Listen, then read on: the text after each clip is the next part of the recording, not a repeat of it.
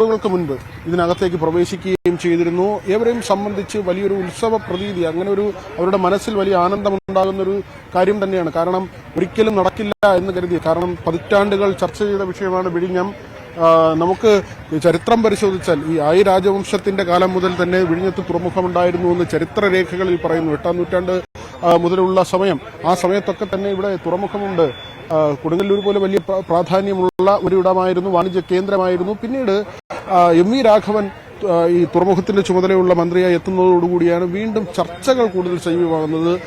95-ലൊക്കെയാണ് ഇത് വീണ്ടും വളരെ വലിയ ചർച്ചയായി ഉയർന്നു വരുന്നത്. ആദ്യം കുമാർ ഗ്രൂപ്പ് എന്ന ഒരു അതിൽ ഉള്ള ഒരു കമ്പനിയാണ്, അവരും അതോടൊപ്പം തന്നെ വെസ്റ്റ് ഫോർട്ട് മലേഷ്യ എന്ന് പറയുന്ന മറ്റൊരു കമ്പനി, ഇങ്ങനെ ഈ രണ്ട് കമ്പനികളുടെ കൺസോർഷ്യമാണ് ആദ്യം വിഴിഞ്ഞത്ത് ഈ പദ്ധതി പ്രവർത്തനത്തിന് വേണ്ടി ഒരു ധാരണാപത്രം, ഒരു MOU ഒപ്പുവെക്കുന്നത്.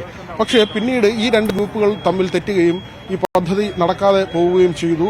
അപ്പോൾ തന്നെ ഇതിന്റെ ഒരു രൂപരേഖയൊക്കെ തയ്യാറാക്കുന്നുണ്ട്. ആ സമയത്ത് ഡോക്ടർ ജയകുമാറിന്റെയൊക്കെ നേതൃത്വത്തിൽ വിസിലിന്റെ ഏറ്റവും ഇവിടെ നിന്ന് 2024 വിരമിച്ച CEO ആയിരുന്നു, അദ്ദേഹത്തിന്റെയൊക്കെ നേതൃത്വത്തിൽ ഒരു രൂപരേഖ തയ്യാറാക്കുന്നുണ്ട്, സ്കെച്ച്.